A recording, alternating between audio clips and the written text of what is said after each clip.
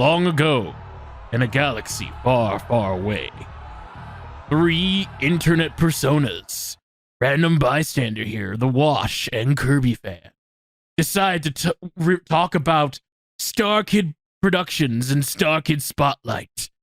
And eventually they would get to the one that took place long ago in a galaxy far, far away. Suddenly, the clones attack, and chaos reigns over the galaxy. I thought I was the narrator with the text scrolling. Step out of here, Bob. This is my job now. No. And I'm pushed by the Force. Hello, everybody. Welcome to our Star Wars parody, which is the very first Star Wars parody you've ever heard in your life. But this is not a Star Wars. Well, it is a Star Wars parody we're talking about, but this is episode 9 of StarKid Spotlight, where we talk about the StarKid productions on YouTube. And today we're talking about Annie. But we don't mean the little redhead orphan. We mean Anakin Skywalker. I'm Random Bystander here. I'm Darth Wash. And being here pleases me. I mean, I'm pleased to be... Oh, dear! Well, I was expecting something, but I wasn't expecting that. I like that Joe Walker has 2 modes. One is Joe Walker, and the other is Voldemort. Yeah. I mean, yeah. Yeah, you're right. But we'll talk about that. So today we're talking about Annie, which is basically a Star Wars parody that StarKid made. Along with Trail to Oregon, they were performed literally at the exact same time and days, and audiences could choose between one or the other, or get both. And out of the 2 of them, Oregon Trail was the more successful one, which because it's even on YouTube at 3.5 million views, while Annie has about maybe like 1 million. Yeah, which is still magnificent. More videos than any of us had combined. But this was the one that StarKid put their budget on. This was the one they put like most of the cast on and most of the money into. Yeah, and they put up. And especially because like this came out a year before Force Awakens, so I'm sure they were ready to ride the Star Wars craze.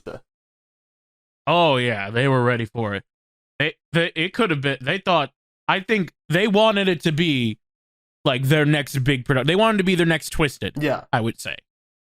It didn't turn out that way, and not only that, Annie became their last parody production. Yeah. Yes, I read up on this. This was the play that convinced Nick Lang that the parody musical was pretty much dead. I buy that. I buy that 100%. Yeah, and from that on, the next 3 productions are all original. Well, I mean, we'll talk about it, obviously, but this feels like old times. It feels like the parodies they used to make. Yeah. I fully agree. I agree. There's some things I like. There's some things I think are different. They definitely did some different things. Some unconventional things with this musical. Without a doubt that were completely different from any production they've done. Yeah. And ever will do, to my knowledge. So we'll talk about that. I'm pretty sure KirbyFan and I have 0 history with Annie. Is that correct? Yes. The only thing that I have to comment is that if you thought I knew very little about Harry Potter, I know even less about Star Wars. I know. I have at least seen the main trilogy and probably the prequel, although the prequel is far further in the past. And the last time I tried to watch Phantom Menace, I quit because it was so freaking boring. I keep hearing that it's not as bad. I'll give it another shot sometime, but not today, Zerg. All right. Well, I do have some history both with Star Wars and with Annie. Sometime before I heard of StarKid, or maybe when I was just getting into it. I was bored on a Saturday or Sunday morning. I had on demand Comcast, and at the time they had all 6 of the episodes on demand that I could watch. Mm-hmm. And I don't think it would cost me a thing. And I was like, cool, I'm going to watch it from the very beginning. So I started with The Phantom Menace, and I gave up. I didn't. It not only got. I not only did not want to watch a prequel, I did not want to watch Star Wars because of it. I just figured, wow, this is really boring. I don't get it, and I didn't watch Star Wars. Fast forward to when this musical comes out in 2014. I watch it thinking, oh, maybe it'll be like Osmosis with Harry Potter, that like with you guys, that like I don't know about Star Wars.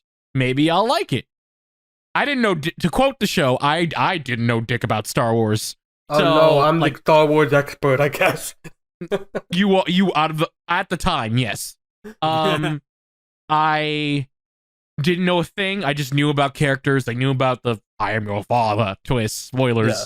Not really. No. Not really. But I watched it and I was like, oh yeah, I'm ready for a musical and with Star Wars, and I didn't like it. Like, I thought it was boring. I thought the jokes dragged on way too much. I mean, even though that's kind of the point. I thought this, I don't know, it's just, to me, it dragged at points. And I just, something about it didn't like it. Probably because, 1, I didn't understand the source material that well. And 2, it just, something about it, it just wasn't that great to me compared to the other musicals. And so, I only watched it once. Fast forward to 2016, my mom gets me the original Star Wars trilogy, like 4, 5, and 6, on VHS, and I finally watched the original trilogy, and it's great. And I like New Hope, love Empire Strikes Back, and Return of the Jedi is great, but certain moments are better than others. I could go into more detail about that, but maybe if we ever do a Star Wars spective. Yeah, I'm sure there hasn't been any Star Wars podcast before. Oh yeah, not at all. Anyway, so I'm like, I think I forget. This part's fuzzy. I may have watched it again, or at least tried to, but if I did not get all the way through. Mm-hmm. So at best, I watched it 1.5 times, or 1.25 times, or once. Before this. So I was not looking forward to this one at all. It didn't help that, like, after we finished recording, what was it? We finished recording, Trail to Oregon. We talked with Anna Yumi, and we asked her about this, and she said she wasn't impressed. So. Nope. So. And I think that's the reason why she didn't watch Trail to Oregon at first, because she wasn't impressed with Annie. And then Mark, her friend, got her to finally watch it, and she loved it. I could be wrong. I'll edit this out if I'm wrong. I'll know when. Just keep screaming. Edit this out. But that's my experience. And then I watched it again, finally, after procrastinating for so long. Out of all of us, I was the last one to watch this, and I probably could have procrastinated more, but I didn't. I was just like, let's just nip in the bud. And I watched it again. And now we're here. Yes. Wow. Now let's get into our plot synopsis. Have you ever wanted to combine Star Wars with Redline? See, the thing is, because I when I watched this, I was like, oh, so I bet Random was hoping for KirbyFan to save the red line of StarKid for this. But no, Trail to Oregon is more the red line. Yeah. For one reason, which is that, like, red line isn't fucking boring. Now, I was just gonna say, technically it is only because of the racing aspect. That's the you know how only many racing thing. movies there are? And they all... Annie is the Fast and the Furious of StarKid Spotlight. If anything, Annie is more like Cars 3. Wow. That one's a lot more harsh, and I hate to say this, but a lot more accurate. That is It more really accurate is. because like the vast majority of it's like people talking about racing, and then there's like 2 minutes of actual racing. And it has someone who was in the racing game in their prime going back to it to try and win one more good race. And you know what would have made Annie so much better if what's her name? I don't even remember what her name was, but what's her name? If she finished the race for Annie, and that became her dream, but Annie still won the race because it was his car, and the rules don't say anything. Yeah, Cruz Ramirez. I just remembered. Or are you talking about the other character who? Oh my God! I'm talking about the one in Annie. I just don't remember. Yeah, what her name. I don't remember either. Mara Jade. Yeah, who I looked it up. She's like a non-canon character apparently. Yeah, in the she comics. is. She turns out to be Luke Skywalker's wife in the expanded universe, and apparently she is a beloved character, a beloved of the female characters, which I guess there aren't that many in Star Wars. She's one of the more beloved. And so this was their nod to that. This feels kind of like what Rancid was saying about like in the Holy Musical Batman when they're like really showing off all the references they put in, and that feels kind of like the same thing where it's like, look at us, we know the expanded universe. We haven't talked about the plot yet, but we're already going pretty deep Star into Wars. It's Star Wars, but Annie instead, and Annie, Anakin Skywalker, Darth Vader, is Patrick Warburton, who wants to be a podcast, pod racer. Podcast. A podcast. Hi, how you doing? I'm part of the Annie podcast. Yeah, I was gonna say that. The first thing that struck out to me about Annie is that every time he spoke, all I could think of was the Emperor's New Groove. Yeah, Crunk. Specifically when he has the angel and the devil, the way that the devil one talks. That's all I could think about. Oh my God, you're right. What I kept thinking of was like his last role as Alfred in Holy Musical Batman. I was like, was that just his voice? Is this the only voice he can do, or is that just how he talks? Funny thing enough, the actor, Chris Allen, I was scrolling through TikTok, and on the For You page, guess whose TikTok account I found shortly after I watched Holy Musical Batman? Wow, Joey Richter's? Yes, no, Chris Allen. And he doesn't sound like that. Okay. Naturally. So he just, that's a character voice. It sounds like his Alfred voice. It's the same damn thing. I mean, I'm sure he did his best, and he is talented. I will give him that. It's just that he also sung last time, which I didn't hear this time around. Yeah, I was gonna say that's just the thing with the musical in general. Yeah, that's the elephant in the room, and I think that's why I really didn't like this musical that much. And rewatching it again, it didn't bother me as much because the songs were kind of bops. At point, I liked them by themselves. It's kind of like have any of you seen Tarzan? Disney's Tarzan or Disney's Tarzan? With the a while ago, with Phil Collins. Yeah, how most Disney musicals the characters sing it, but with Tarzan, it's just Phil Collins singing songs while the animation goes on. Or have you ever watched Toy Story where Randy Newman sings songs? Randy Newman. That's another example. Okay, but the thing is, a common thing. In both cases, you're talking about animation where there's shit going on.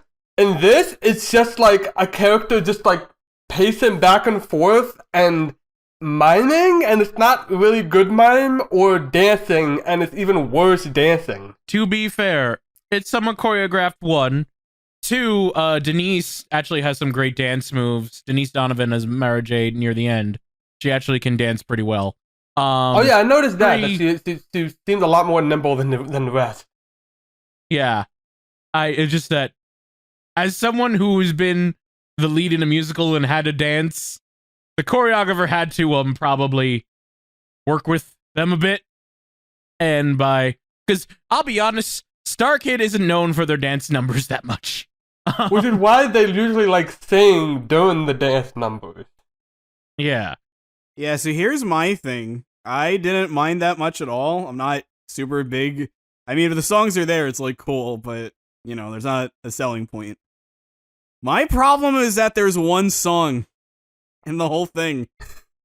They all sound the same. Yeah. Same instrumentation, when you guys are talking about Holy Musical Batman and you were talking about the music, it's like, yeah, I agree. I don't mind, but I agree. Here, it's like, oh, this is what they meant. This is what they felt. Oh. Yeah, I'm not gonna, like, there's like 3 songs I really think stick out of the, how many songs are in this? 8? 8. Which is, like, pathetic. I remember, like, I still prefer Trail to Oregon, but I remember looking at the Starship playlist and seeing that it had 10 songs. Like, that's actually, the playlist on YouTube is 10 songs. And I'm like, that's a good balance. I think, you know, there's songs here, but it's not too much. You know, Trail to Oregon might be a bit too many, but Starship, this is a really good balance. This one, I guess it has too little, but it's like, even if there were 50 songs, there'd be too little because they're all the same. It's one song. I mean, technically they're different. I think a big part of why they all sound the same is because they're performed by much of the same singers. So you're just hearing Clark Baxter and Peter Sievers. Yeah, and the band Talk Fine. Okay. They did a hell of a lot of work, and also considering that they at the same time were the band for Trail to Oregon, like they busted their ass, and it shows. Oh my god, they did. They were? Yeah, oh my god, you're right. Yeah, yes, I saw Clark in the show. Oh my god, yeah. Yeah, they did bust their ass. Yeah. So I won't give them any shit for that.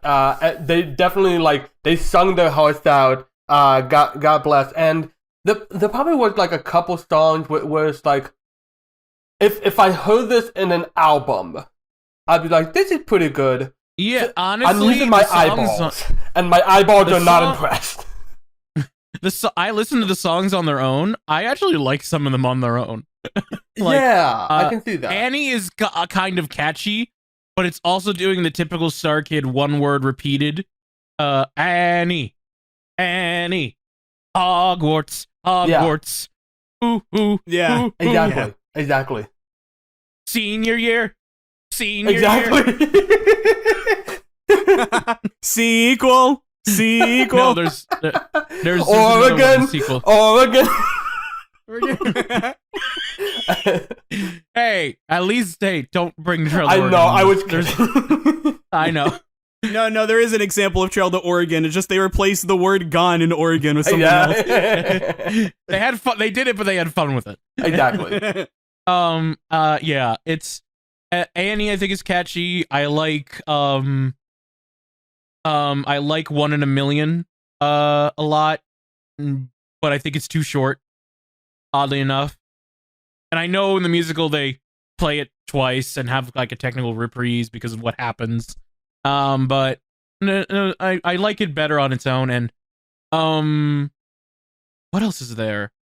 I'm going through the songs now. I'm looking through the. Yeah, I want to get through the songs first because I don't have an opinion on any of them beyond they're all the same. Long ago and far away.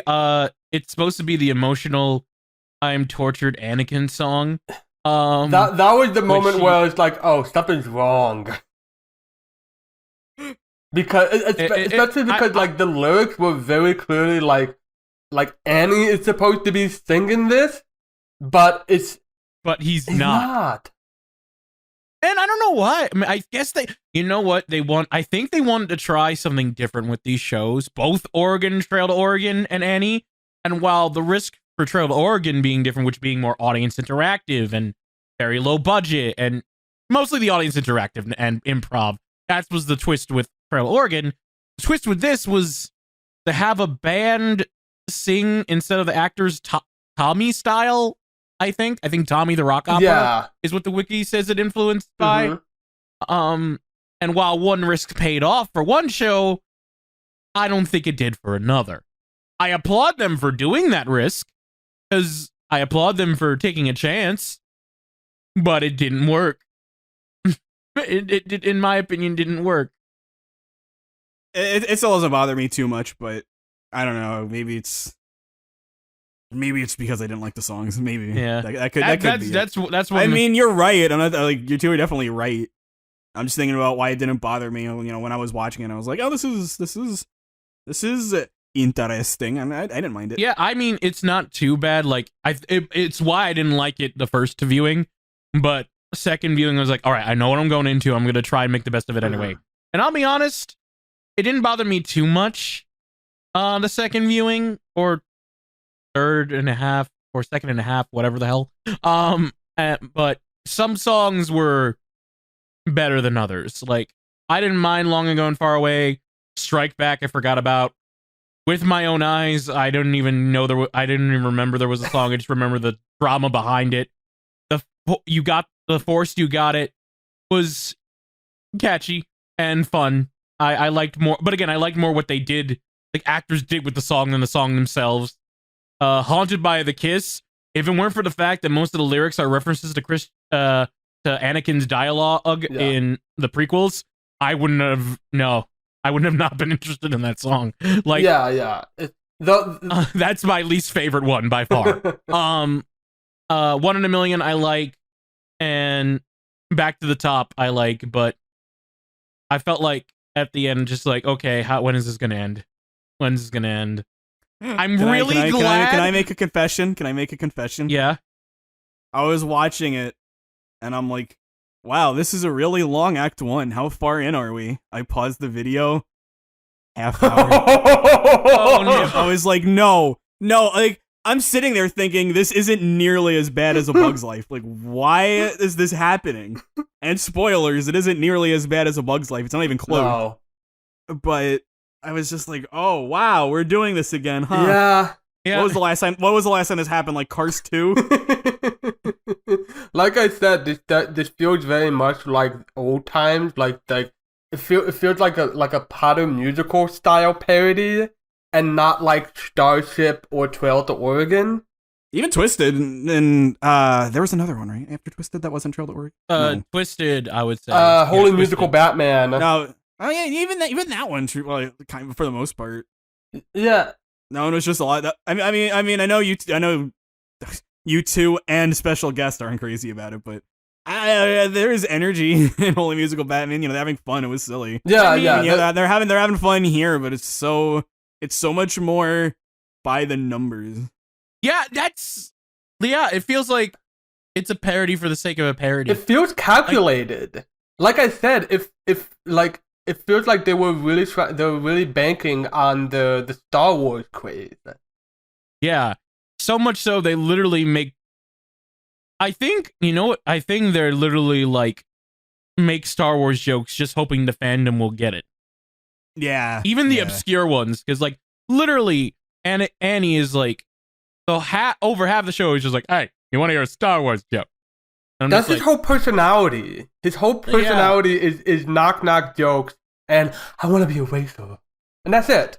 It's a mix, but it's like a stand-up comedian, Lightning McQueen. It's just weird, man. It's weird. I was so when spoilers. Although I guess when JJ spoilered, and I don't even remember the character's name. Joe Walker was going after Annie, and Annie's like, I was never gonna win this race, blah, blah, blah. And it's like, aren't you saying the whole time it doesn't matter if you win or not? Yeah.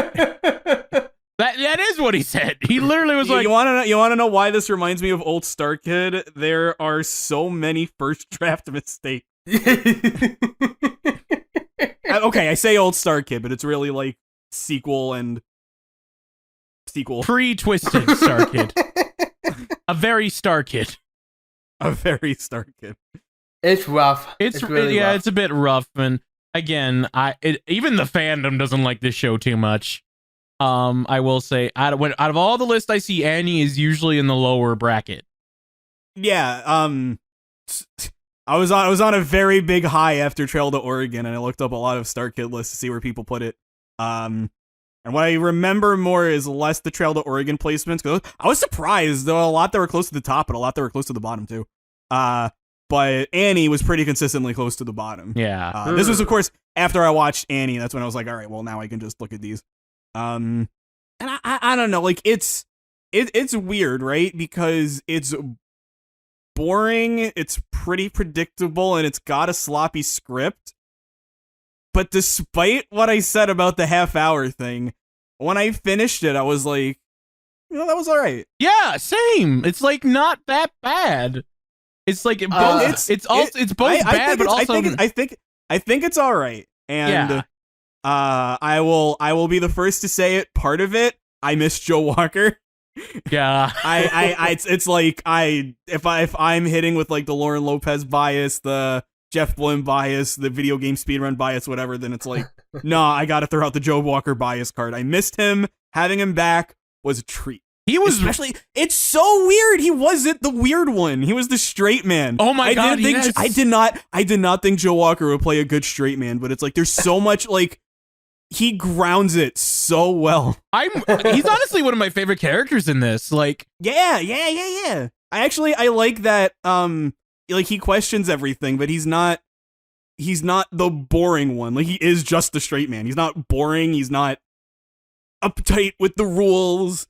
I like how his trick to foil the Emperor was Lego set. Yes. Oh my god, the Lego brick scene was fantastic. I just love that was great. And also Sir, don't you know that Annie hates it when people put together his Lego sets? I know that. And also he still has a good character. Like he wants to get the promotion because he wants to, like, you know, succeed with the Emperor. But at the same time, he actually grows to care for Annie and actually wants to see him succeed. And he's even the one who convinces Annie to, like, to race still, even though what happened to Jar Jar Binks. And so it's just nice. He's not the weird one this time, but it's a nice change of pace to see. I think I like when he tells the Emperor, "You can kiss this promotion goodbye." And then he starts kissing the phone. Oh my god! I didn't understand keeps doing that it, and then he just keeps doing it. He keeps doing it. The Emperor's like, ugh, and Joe Walker's just like, I didn't understand that. What do you mean you didn't understand that? The Emperor was like, "You can kiss your promotion goodbye." Yeah, I know that, but it's like, why did it go that fucking long? That didn't bother me too much. I thought it was funny. He doesn't get a lot of action. That's why. Yeah. I don't know. That didn't bother me too much. But again, it's probably the Joe Walker bias talking, because I did miss Joe. I did a bit. And he is honestly one of the best characters in this show. He really is one of my favorites. So much so, I know one of you two are going to take him for StarKid Spotlight. So I need to think of somebody else. I have a feeling that Wash isn't. I have a feeling. I'll say that he's the character I was bored of the least. I'm gonna be the big crank in this episode. I'm gonna be the rancid now, aren't I? Yes, you are. I mean, I don't like the show that much either, but I think I wouldn't call it the worst. Not by a long shot. It's not the worst. It's not the worst. But it's also not your favorite. No. I might have had like 2 chuckles. And I'm gonna have to like search around and find out where the hell those were. Cause the vast majority of it, I was bored out of my mind. It was, no. Yeah, I understand. Do you want Kirby and I to do most of the talking this time? No, I'm not gonna go like. It's not like so. Okay, obviously this is not as bad as me and my gumshoe, because me and my gumshoe is toxic. This, aside from Jar Jar Binks attempting suicide, this is not nearly that. Oh yeah, I mean I didn't forget about that, but I wasn't gonna bring that up yet. Do we want to talk about that? Are we still talking about like we didn't even talk about Annie that much. What is there to say about Annie aside from knock knock jokes and I want to be a racer? I mean, He had some decent. Well, moments. understand, Wash. That's where the comedy comes in. Fuck off. Yeah. Thank you. It's got so bad. I mean, I didn't mind it too much, or at least grew on me. Okay, here's another thing that reminded me of old StarKid. When they drag a joke in the dirt and the audience just stops laughing because they're tired of it. Yeah. Yes, I noticed that happened so many times when the audience was just like dead silent. It was Joe Walker as that teacher all over again, where like you could see that they were starting like overcompensate with the performance because the audience was just like mute. Yeah. Maybe that's why he kept kissing the phone for so long, because the audience was actually laughing at it. Yeah. That's probably why. I don't get it. That's a good point. I don't know. What else is what else would you like to say about Annie? I don't know. There are also like fat jokes. A lot of he's fat. Yeah. He likes Legos. He does. He likes Legos. But he hates it when other people touch his Lego bricks. He's very childish. He's very childish. I will say that it wasn't funny at all when like Annie was talking about like with the Death Star looking like a boob or whatever. It was like, oh god, it's just going on and on. But when Palpatine did that, I'll admit, especially just because it's the with the Moff Tarkin just being like, oh fuck. That idea was I wasn't in the room. Rejected. Who rejected it? I wasn't in the room. Yeah. I wouldn't know. I wasn't in the room. And then Nick Lang kills Brian. So technically, Brian dies twice in this show. He does. I don't remember their names, but I really like one of my personal big laughs. Joe Walker, of course. It was when he got like his promotion is gone, and one of his crewmates, like one of his underlings, he makes the promotion of what Joe Walker was gonna be, and he's like, "How could you? I would have expected this from the other guy, but not you." Oh, Joe and it was Moses. just it's so funny to me because like there's no character to either of them. No. so it's like I wouldn't have expected from the guy who's just like you, but you? Even the Emperor confuses them. Yeah, on his way out, he says the other guy's name. He's like, come on. That was Joe Moses. Oh yeah, Joe Moses was in this. It was nice to see him again. Yeah, it was. Yeah. It was nice. He also played. I'm not gonna hold that to the play's credit, but it was nice to see him again. Sorry, could you pause the timer real quick? I gotta knock on the door. Oh. Hold on 1 second. Okay.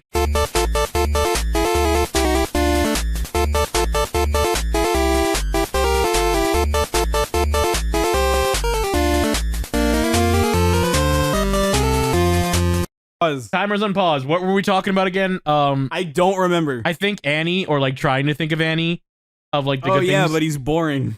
He's boring. I mean, the actor does a good job of what they were probably directed to do. I don't want to say any actors are bad because they're still all trying their hardest. It's so funny. Like, I mean, I don't mean this as an insult to either you or the performers, but it's always so funny when it's like when we were watching Edgar Wright, and especially with some of the lesser Pixar films, like everyone's so ready to, well, maybe not so ready, but so willing to admit that it's like, oh yeah, the actor's not that great. But as soon as it's not that, it's like a live performance. Like everything will change. I don't know what it is. It's just that, like, I feel like, because I don't feel like the performance was right for this role, if I'm honest. And that the thing is, with that could be an actor decision and or a director's decision. Yeah, that's what I think. I mean, I can agree with you that he's not a bad actor. I liked him, except for the racial stuff, which wasn't his fault. I liked him a lot as Alfred in Holy Musical Batman. Yeah. So it's like, good actor here. Yeah, I think it's more the fault with the directing in this case, unless. Or I think it might be a both between directing and acting, or like casting, because This is a weird way to take Annie. And I mean, it's classics. We've been saying this the whole time. It's classic StarKid, right? You take a character and you change him around so that instead of actually, I mean, it is classic Annie, but it's also classic StarKid, but it's also twisted again. How not nearly as good, but you just take a villain and rewrite him to make him less evil. They did this with Voldemort. They did this with Voldemort again. They did this with Jafar. They're doing it with Annie. That's what I thought it was going for, but it really doesn't. The solution to it is just by making Darth Vader kind of dumb. They're making him more of like a man-child. That's not interesting. Fun. That's not like a if only. I mean, the thing is, like the story of like, oh, if he's conflicted. That's the prequel. That's what the prequels are. Is telling Anakin's side of the story and seeing his rise to evil, and him trying to stop people from dying. So what does this do then? It does knock jokes. It makes him want to be a racer. Yeah, imagine you take Jafar and you actually like try to think of what the polar opposite of him would be like. And what his struggles would be, and what kind of personality he would be, and how that would contrast with how you would rewrite Aladdin, and how there's something interesting there. Yeah. Imagine that. I sure can't. Oh, wait. We saw it already. It's not this. It's just, it's not this. No. Yeah. Yeah. It's like you even got like the co-writer of Twisted on stage. Eric Gale as Saboba and Qui-Gon Jinn, and also found out this is his final role in these Starship shows. Yep. It's the final role for a lot of people. And the thing is, he wasn't that bad. I actually quite liked him as Saboba. Like, I mean, he barely showed up, but like we'll get to him because he does a lot of stuff and. Yeah. Oh, unless we want to just jump around, but we still, if we're going down the list, we still have a lot of other characters to talk about. Yeah, I'll tear this Band-Aid off. How's this? This really sucks after Oregon Trail. How great the women were. And this, I'll say it. Look, this is what you have to make this the title of the episode, okay? Classic StarKid. Oh my god, it hurt. It hurt. I mean, especially like, and I know what you're gonna say, Random. Yes, she's a good actress. Yes, she tried. It didn't work. She's a very good dancer. Who are you talking about? Oh, okay. But also like it especially hurts when one of those is Julia Albane, who's not had a good role so far. She was Specs and she was Crab. And that's it. And Crab died off screen. Because she couldn't make it. Because she couldn't make it, fair. And she plays a stormtrooper who, not once, we see her face. Yeah. And you never even see her face. I know that's the joke, because they're stormtroopers, and they literally make that joke in the beginning. But you totally could have just maybe, could you have maybe not have her take off her mask? At least once? The big struggle with it is that they're clearly going for that emotional angle, and like it's an emotional angle with a solid hunk of plastic that doesn't, and there's just no emoting. And like Julia Albane is trying her best with like hand gestures, and it just felt like Mickey Mouse at Disney World, like just someone trying way too hard because they don't have a lot of options for expression. Yeah, because I'll say Denise Donovan, yes, she's not like the most memorable character in the world, but she does a great performance, I'll say that. But even then, she's given something to work with compared to Julia Albane with Emily. Like, she's just a stormtrooper who's I feel the same way about what's her name, the or Mara Jade. Mara Jade. Mara Jade. Yeah, I feel the same way about her. I mean, I guess in technicality, yeah, better than Emily because we get to see her face.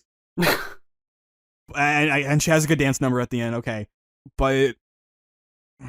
And, yeah, they don't do much with her. Like, she's there to basically tell Annie to fuck off the Death Star and go back to Tatooine.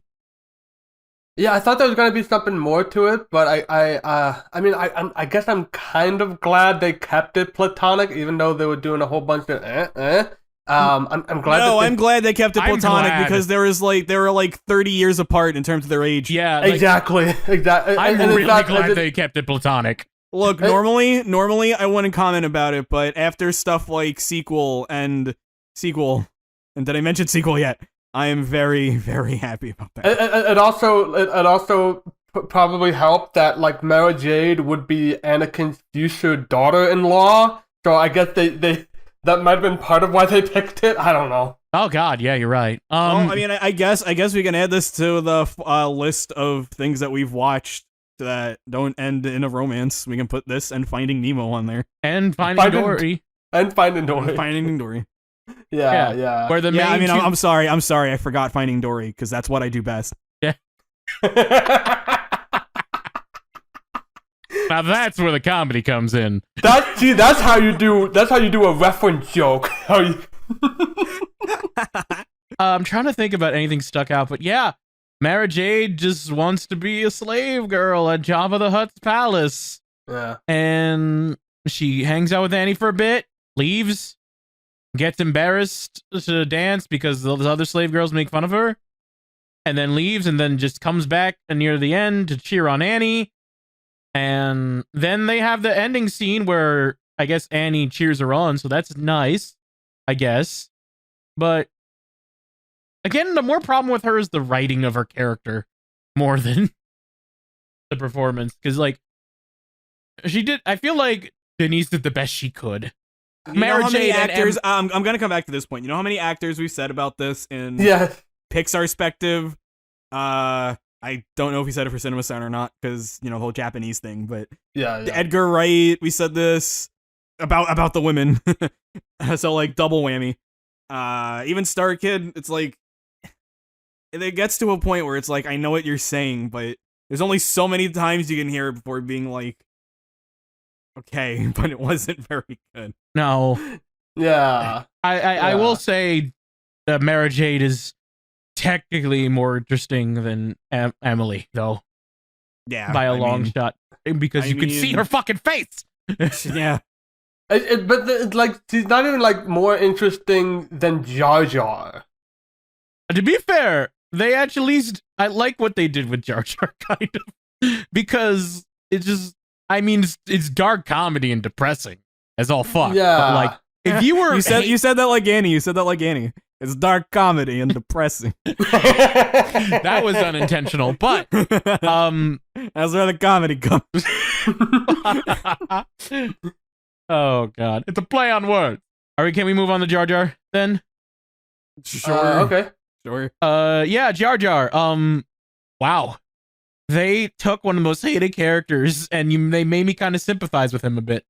Hey, what are we gonna do with the most hated character in all Star Wars? Oh yeah, we'll make him suicidal. I was so uncomfortable with that, if I'm honest. Like, that was getting, especially like how long that was going on for. It's like, holy God. I mean, it didn't bother me. I'm somewhere in the middle of where you two are, but I will say, like, I don't, other than, like, you know, a hard laugh like in Oregon Trail or a hard what like in Sequel, I don't really become audible while watching these. But one moment that I had to just shout what was when Jar Jar was getting ready to do it. You see him putting together the noose. You're thinking, oh my God, Jar Jar's is he gonna hang himself? Oh my God. Yeah. And then there's a knock on the door, and you hear, "Misa not what you're selling." I was like, what? That voice with this context? Yeah. I think that's what they were trying to do. They were trying to go with that joke. And it's like, I could see, like, I don't know which side you're on. If it's like, do you like it? Do you not like it? I can see both sides. But I could not believe it. And I mean, yeah, does the voice work for the character? Yeah. Am I complaining about the voice? No. It's like you set all this up, complete silence the whole time. Yeah. Only to hear me start talking like this. Yeah. I thought it was like what kind of tonal it's whiplash? a is whiplash. this? Yeah. Yes. Classic StarKid. I'm not gonna lie. I will defend Brian's performance in that. I thought it was funny. I like the performance, and this isn't a case of like, oh well, the actor's good, but the role is bad.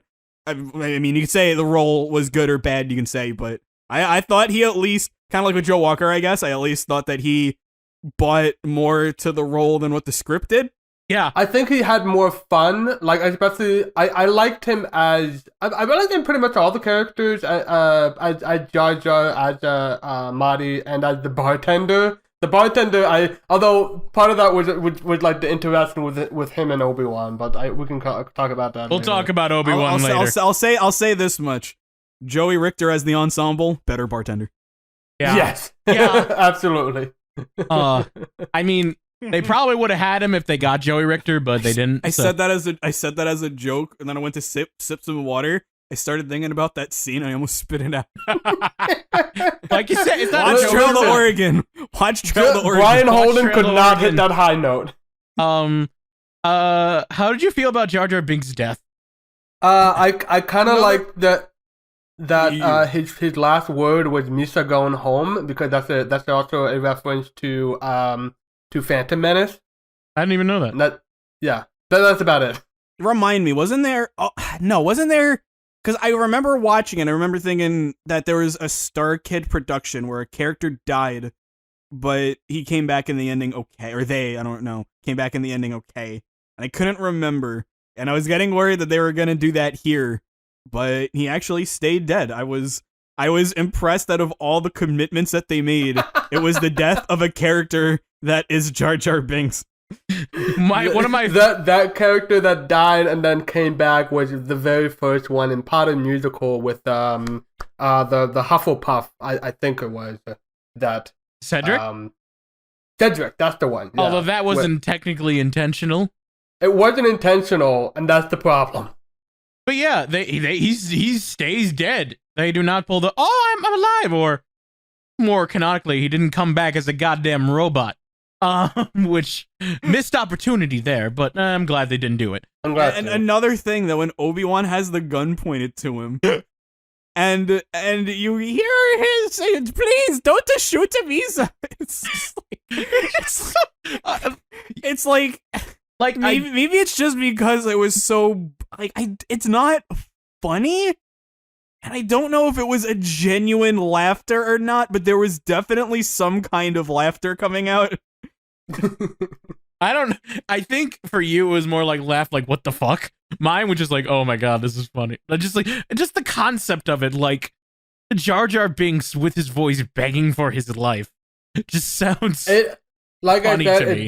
It does help with the with Nick Lang as Obi-Wan, and I might say this might be my favorite. Maybe I liked him better in Starship, but I thought he did he did a much better job in this than I felt he did in Holy Musical Batman. We'll get to Nick Lang. We'll get to him. Well, why don't we get to him now? Because why can't we just get to him now? Hey, you're right. Let's go out of order. I was going to talk about Aaron Con Gale next, but it's fine. Who's that? Sebulba. Yeah. Is that the guy? We could transition. Language? Yeah, that was doing the crab walk. Yeah. Yeah, we could transition. We could just we could do Sebulba.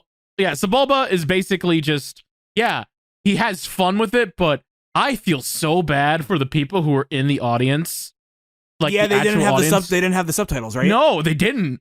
They just were like, oh, we understand what they actually made a joke about that. It's like, you obviously understand what we're saying, right? Because they totally could have done the thing where like maybe one of them speaks that language and then translate what he's saying. Or I thought that they were about to do. Yeah, but then they're like, no, we're not going to do that. I remember back to Starship when I first watched it.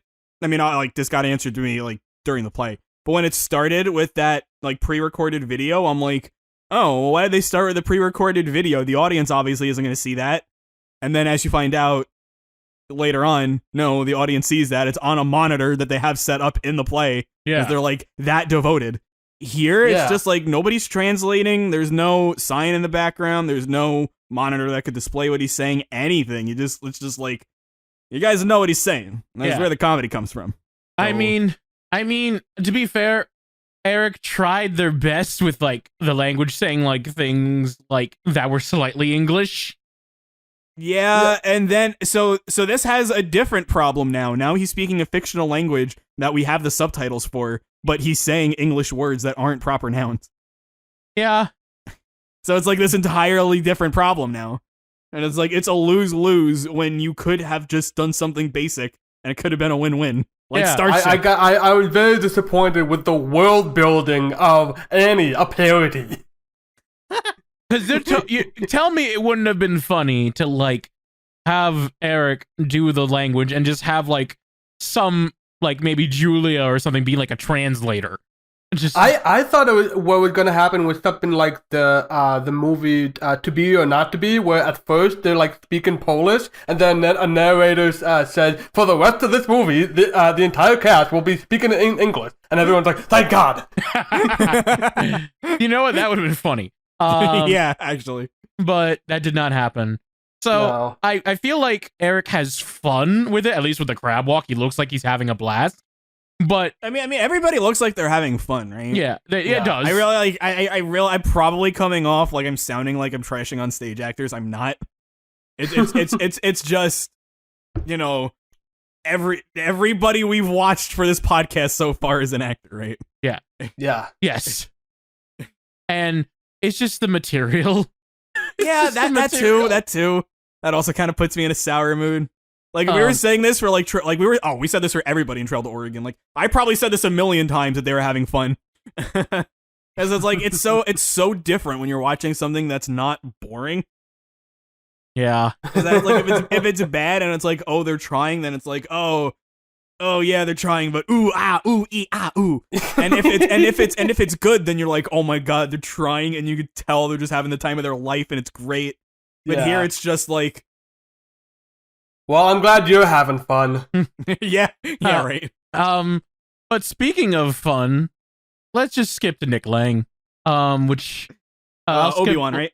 Oh, Emperor Palpatine and Obi-Wan. Okay. You know what? I was wondering why those two were, like, generally speaking, more fun than everybody else. Yeah, it's honestly, I think it's Nick Lang's best role so far. Yeah, Junior. No, Junior wasn't Nick Lang. Junior was Brian Holden. Oh yeah. See, I think it's weird because it's like, was Brian Holden even in this? Yes, he's Jar Jar. Oh, he's Jar Jar. Okay. Wow, God, that's how much you can tell. That's how much I need to send you the cast list? God, you can tell. No, you just tell like how little I care. That's accurate. But even then, Nick Lang. Who is Nick Lang in Starship? Was he in Starship? He plays the tutorial bug. Oh my God, I love that role. Yeah. No, that's I love the tutorial bug. So, do you still think that this isn't cool? Yes. Look, like, I agree, these are good roles for him, but it's like, nah. I'm gonna disagree. I think it's a toss-up between the two. I think I think Nick Lang shines the most in this musical. Dare I say, with Joe Walker as one of the best parts of the musical. I mean, I can agree to that. I can agree to that at least. I had a realization, like, what if you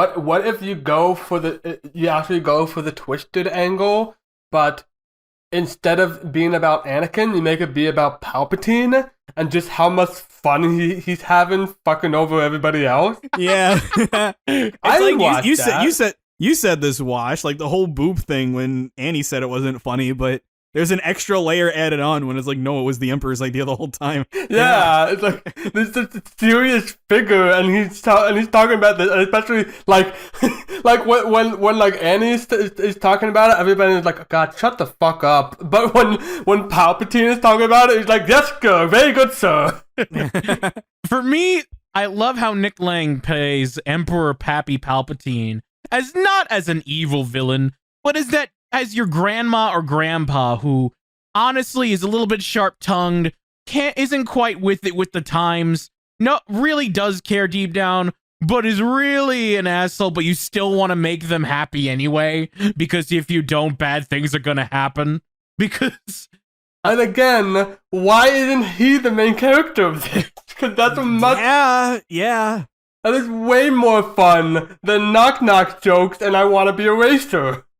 You don't even have to change the title too much. You can call it Pappy. Yeah, you could call it Pappy. Pappy Longstocking.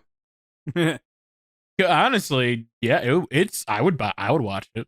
But I guess I don't know what they would do with it. Or they wouldn't have the ending where Pappy charges Annie's pod racer thingy, which was clever. I like that they did that.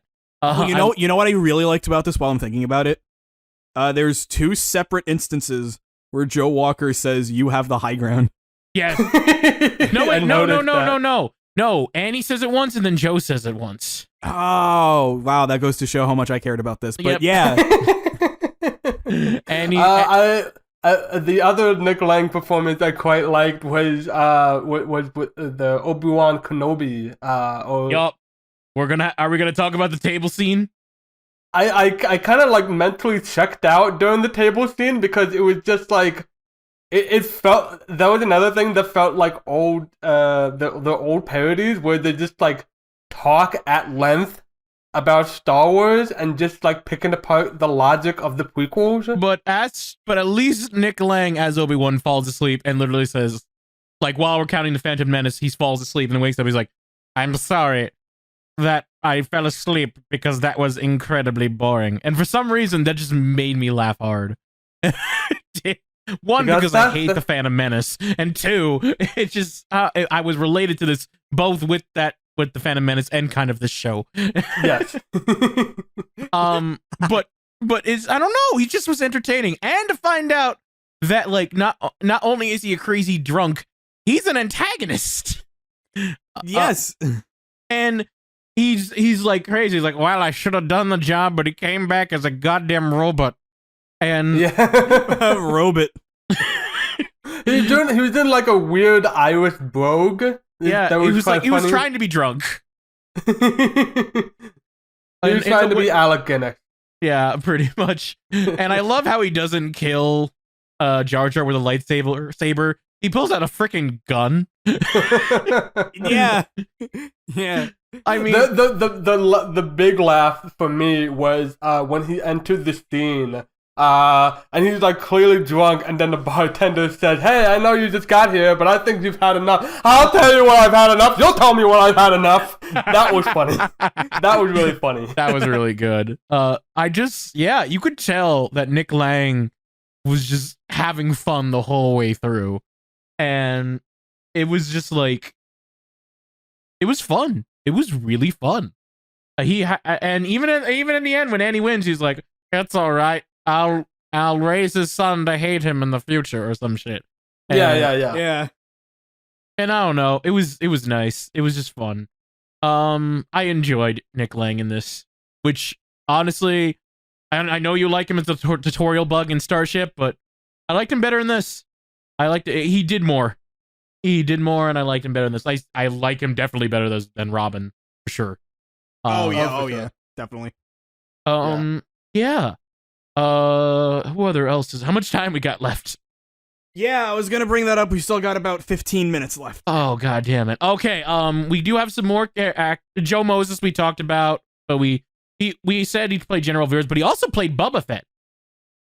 Yeah. It was the guy with the mask who was like, "Annie, I'll hook you up with tickets." Bobby. Oh, Bobby, okay. yes. Yeah, Bobby, yeah. Yeah. And I thought that was gonna be a character I really liked, and then he left. Yeah, he didn't really I thought for so long, until I checked in the credits, I thought Bob was AJ Holmes. Because it sounded like AJ Holmes to me, and I was picturing AJ Holmes performing this, and I was like, "No, that sounds nice," but it's Joe Moses. I mean, Joe Moses still did good. It's just that it's kind of like with the problem with Emily. Just that his face was covered by a mask, and you couldn't see him. Yep, and then he took the mask off, and there was another mask underneath. Well, I I almost like that, mainly because of how fucked up it looked. Yeah. It's just like behind my mask is a weird head. But yeah, that's pretty much all to say about Bubba, and at least General Veers was funny, with like the fact that he was so obscure. He solved the Lego set despite Joe Walker. Yep. Meredith is in this, believe it or not. Barely. She we talked plays. about. We didn't talk about Meredith. Who does she play? Meredith, you remember her as Mega Girl and Sterazade? Yeah, she plays one of who the does she play in this? One of the slave girls, Ula, I think her name is. Yeah. Oh yeah. Yeah, That's right. That's and also she showed up in the Cantina band. Yes, she did. She apparently you can hear her doing some of the ensemble backing for one or two songs. And yeah, that's about it. There's nothing to say about Ula for me. Yeah, she's fine. It's fine. It does the job. It's fine, but it's not really developed that well. But I do like that she was in the Cantina band. And you know what? I'll say this. I like that they incorporated the Cantina band in parts of the show itself. Like, literally, you see all the guys wearing like the beanies to symbolize the aliens in the Cantina, and that was cool. That was like, oh, and you even hear Clark like talk to Annie, which was like, okay. You know what? I'll get behind this. It felt like they were really leaning on the band more so than in other musicals. Yeah. Because they're the only one who sang the songs. Yeah, and it's... I'm reminded of that one scene in Trail to Oregon when Jack Bauer is trying to get... Oh my god. Yeah. I'm laughing just thinking about these names. Jeez. When Jack Bauer... when Father... is trying to get the mother to sleep in the bed with them, and he goes over to the band, is like, "Hey guys, help me out here," and like how good that was. And then I think about like when they're doing the training montage, and he's like, "Okay, we're gonna go take 10, okay," and how like all the stuff like that, and it's like it's fine. Yeah, fine. It was just like Darth Vader sounding like Peter Griffin for so long. It was. Jeez, Lois, this reminds me of the time I was in a starship. Holy crap, Lois. This reminds me of the time when Darth Vader went back into the podcaster. That doesn't sound like Peter Griffin anymore. Oh god, I'm telling you, it's Kronk. It's the devil Kronk. That's what it is. It really is. It really is. It's the devil Kronk. Why Kronk? Out of all things you could have done with Darth Vader. Okay. I will. If we're going down that route, I will defend it because Kronk is very good. I love it, but why? Why not? I mean, guess. Yeah. What if you think like maybe Chris Allen like didn't know what to do with it, and the director was just like, hey, just do what you want, and he just did the devil Kronk, and he's like, oh, that works. That's great. Posts to Twitter, and it's like, finally somebody cracked the code. Oh god, is there really not much else to talk about, is there? I'm looking through. Oh gosh, let me see. The funny thing, if you look at the synopsis on the Wikipedia page, they don't even have it finished for Act 1. Really? Yeah, it just only mentions the part. This is good. I'm gonna pull up the Wikipedia page. Hold on. No, they literally like it just shows up the point where they're talking in a meeting in the Death Star, and then just goes to Act 2. I'm looking this up. Hold on. Like just look up Annie musical, and then you'll see. Synopsis. Oh my god. Yes, the Imperial officers, led by Moff Joffrey Tarkin, Joe Walker, discuss their plans for the Death Star. And then it just goes to Act 2. Annie, Tarkin, and Jar Jar begin training for the Boonta Eve. Oh, yeah, wow. Oh my god. Someone got so bored of Act 1, they just skipped over. They didn't even finish. Yeah, they finished Act 2. They finished Act 2. They just can't be bothered to finish Act 1. Either that or someone erased it. Oh god. Speaking of the race, that was also giving me Potter musical flashbacks, because that was reminding me of the Quidditch, where it would just like it was something like Harry just like the other team was getting so many points, and Harry Potter just grabbed the thing and they won. Yeah, that's what that felt like. To be fair, though, you have to say to be fair quite a lot in this episode. What I do like was the commentators are like, oh yeah, this guy's about to win, no doubt about it. And then you see Annie just like run on the stage like really fast. They're freaking out, going, "What was that?" Yeah, I thought that was cute. I thought that was cute. Yeah, the commentators were pretty cool. I mean, I don't know about that, but well, they were played by good actors. Yes. How much time left? There's still like 8 minutes. Okay. No. Proposition. We went over for Trail to Oregon. Let's stop early. well, the only thing I'm really gonna say was that like the part where Palpatine meets Annie in the cave reminded me of Chuck E. Cheese in the Galaxy 5000. Oh, no. Wait, what? You don't remember this when like Chuck E. Cheese crashes into a cave or whatever in the middle of the race, and the brother of the pizza guy helps him get back in shape, and they get the ship going again, and he wins the race at the end. That's what it was reminding me. I'll be honest, I don't know the classic of Chuck E. Cheese and whatever the hell it's called. In the Galaxy 5000. Do I fucking care what it's called? I know Wash and I watched. Did we not watch it with you, Random? I know I watched it with Wash. No, we have. I just don't remember it because, believe it or not, it's more boring than Final thoughts. Oh, Who wants my to God. go first? Yes, please, thank you. Yeah, one of you guys go. I'll go then. I didn't like it. You want to elaborate more? It's boring. I was so bored when I was finished with the first act. It was like I was dreading it, but also I was like, if I don't finish this tonight, I'm never gonna finish this damn thing. So I just had to like finish it, and oh god, I was talking with my coworkers about this, and one of them, because I talked about like some of the previous musicals, one of them asked, "Is this a puppet musical?" And I said, "I wish."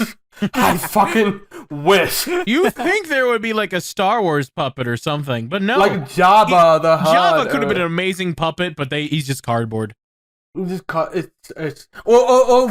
Like Watto is like tiny size. He could be like Bug in not Bug. What's the other one? Roach. In Roach, that's the one. Thank you. He could have been like Roach, but instead he's just a guy with a mask, with a Watto mask. Yeah. It was boring. The Annie is so unlikable. I could not get into him at all. Like I didn't find anything he said funny. It was frustrating. It was really, really frustrating. It's been a while since I was like this bored with something that we've watched for the podcast. Kirby. So when we started recording, I came in with the mentality that it was pretty close, but I liked this more than Potter Musical. Now that we've talked about it, I can safely say I did not like this more than Potter Musical. I weirdly enough, like we ran out of things to talk about, but Wash just brought it up and it reminded me that it's like, did we talk about this? Annie, very unlikable. Yeah. Very unlikable. We actually did not talk about it. It was super weird because we were grasping at straws, only to realize that we already had a straw in our hand. We just didn't talk about it. Yeah. But yeah, it's just boring. To not reiterate what Wash said, I am going. This is a fair comparison, despite how much better one is than the other. Trail to Oregon has a scene where McDoon says, "I want her to be my bride." The mother says she's a child. Okay, she'll be my child bride. That is funny. This one has, "Hey, is she your girlfriend?" "She's not my girlfriend. She's half my age." Not funny. How?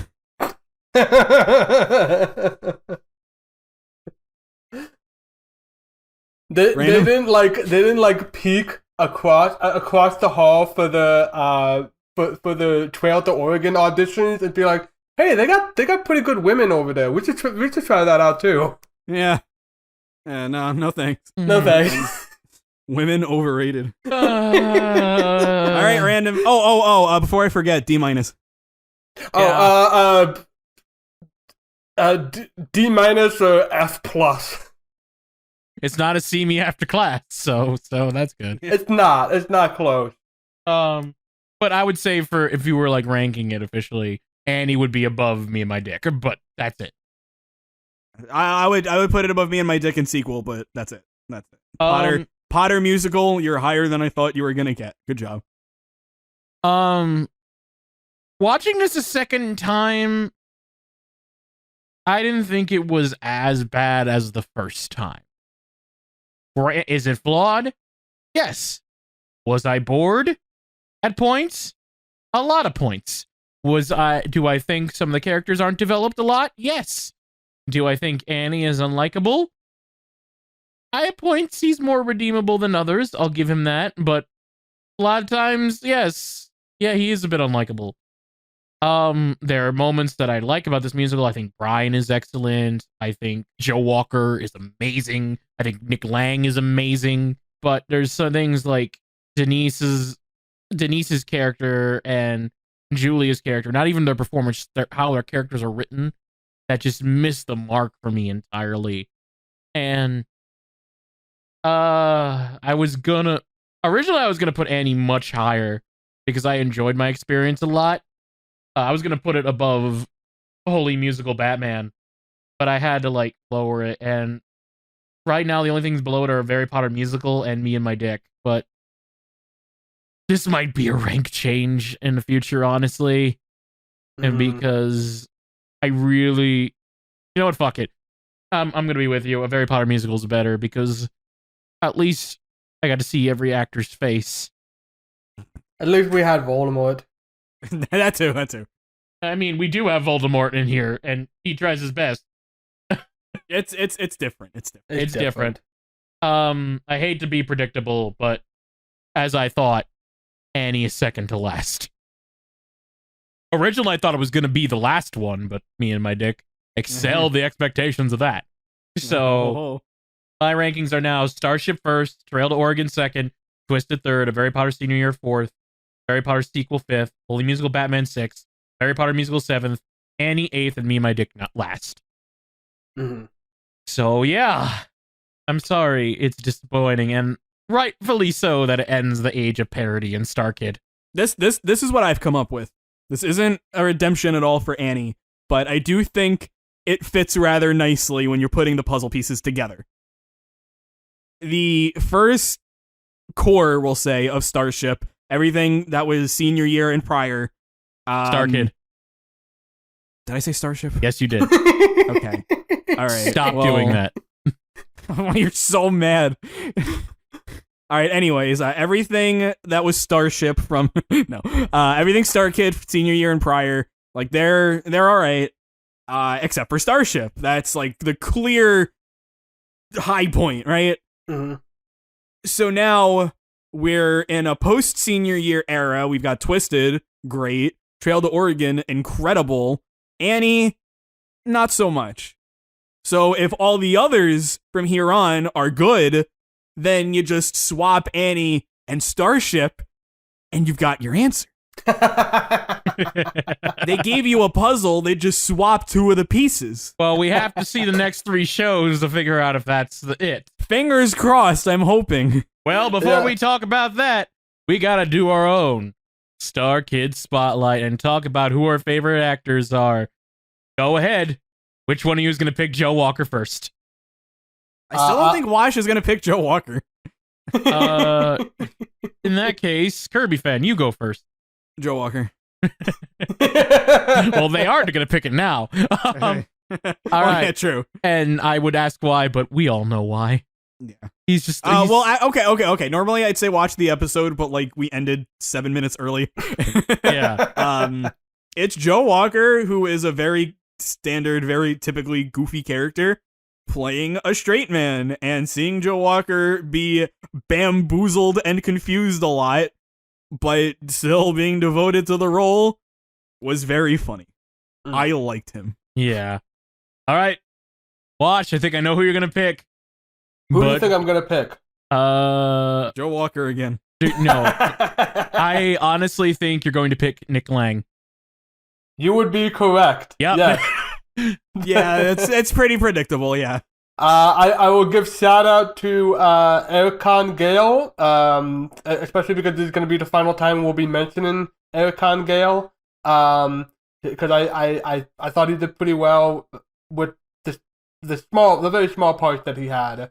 But yeah, if we're going for somebody who kind of impressed me, then yeah, Nick Lang. Like I didn't think I would like Robin, but when he's Pappy or Obi-Wan, then he's quite fun. It's just a good time. Again, where the hell is that Palpatine the musical? That's a way better. That's good. That would be way more fun. Much like how Palpatine is way more fun in the prequel movies. Yeah, he's honestly the best thing about them. I've heard. Yeah, he honestly is. Anyway, that's enough. All right, Random. who should I choose? I'm going to choose. I will give a shout out to Chris Allen because one, he still had fun and tried, and it is his last show as a StarKid as well. But that's about it. I won't give him the StarKid Spotlight. He did fine, though. He did the best of an unlikable character, but I will give it to Brian Holden. I figured, yeah. Yeah, I just think him playing the depressed Jar Binks is hilarious to me, and I also liked his death as Admiral Mahdi. and him as the bartender who thought Obi-Wan had a surfboard for a dick. Yeah, that was great. I really liked Brian in this, and I don't know if we praise Brian as much as we should, and I don't know if it's his last StarKid production. I doubt it, because I've seen him a lot in the video. Oh no, it's not. It's not. I know it's not. I remember. He will be in the next one, which is it that time to talk about the next one? What is the next one? Firebringer, which I'm excited for because Firebringer does a lot of interesting things. I know Anayume wasn't too crazy about it, but I know exactly one thing about Firebringer, and it's not very good. Yeah, I think I know what you're talking about. It doesn't have to do with the show. Yeah, no, you know exactly what I'm talking about. Yeah, I know. I don't know what you're talking about yet. Oh no. It's more bittersweet and sad. Yeah. Do we want to wait? Do we want to wait to talk about this? Talk about it in the episode? For the Firebringer. I mean, we could we might tell Wash off screen, but yeah, that's fair. And then we can talk about it in Firebringer if we feel the need to. If we feel the need, I think we will. But I'm excited for it because this has a mostly female cast. And I believe female director, I believe. We went over this last time.